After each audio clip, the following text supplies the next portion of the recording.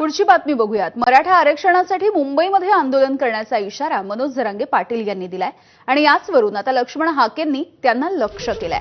आरक्षणाच्या संदर्भात जरांगेंना किती कळतं असा सवाल सुद्धा हाकेंनी विचारला।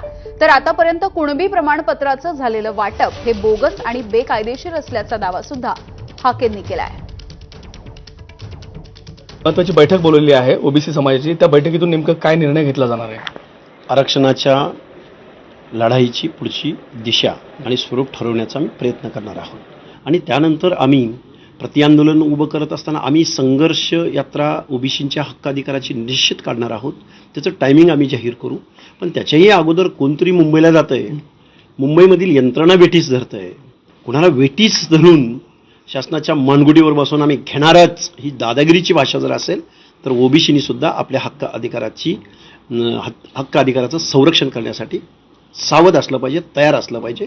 या दृष्टिकोनातून आजची बैठक आहे। जरांगे पाटलांनी काही वेळापूर्वीच माध्यमांशी संवाद साधला। या दरम्यान त्यांनी असं म्हटलं की इतर जातींचा समावेश ओबीसी मध्ये न मागता होतोय, मग मराठी तुम्हाला चावतात का, असं देखील कधी सवाल किती कळतंय जरांगेला?